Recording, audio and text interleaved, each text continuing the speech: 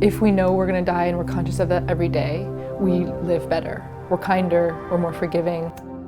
The options we have for our bodies when we die, besides their environmental toll, they just didn't resonate for me. And for a lot of people, I've now found that to be true. They just don't have a lot of meaning. People are starting to think about how they want their deaths to be and what should happen with their bodies when they die. It's like this perfect historical moment for human composting. The Urban Death Project is a system for the disposition of the dead that turns our bodies into soil.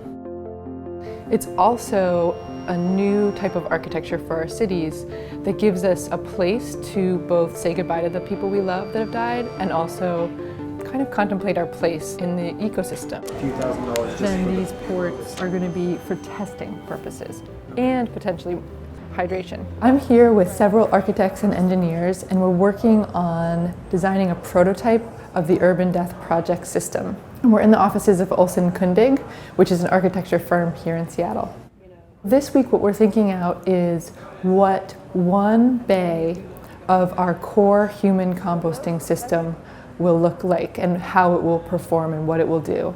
And we're trying to actually design a buildable prototype of that one bay so we can start getting at some of the questions we still have about best materials to use when composting a human, the real logistics of how we're doing this. Different layers of materials with porosity. So I've actually been working with mortality composting for about 18 years. When Katrina Spade started really delving into the idea of using this for human mortuarial care, death care, then she actually found my extension bulletin and called me up. This project and system is based on years of research into livestock composting. When you cover the body with wood chips, the process of composting occurs. That process is actually really beautiful that's happening. A decomposing corpse is creating new life.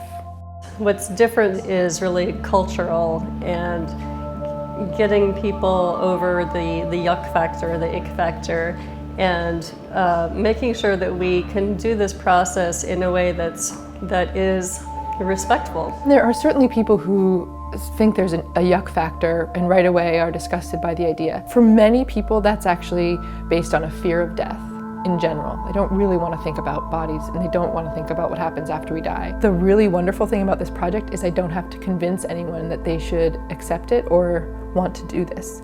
The truth is that we should have as many options as we can out there. Trying to have them be the same. Most people really don't look into the death industry until we have to. We would like to find ways to reduce the use of non-renewable resources for death care. We would like to reduce the cost. And we would also like to re-engage with ourselves as part of the larger ecosystem. My best guess for when we will have a full-scale human composting facility here in the city of Seattle, if everything falls into place, if we can raise the funds we need to do this testing and to do the work, I think we could be, beginning to see something as early as 2023.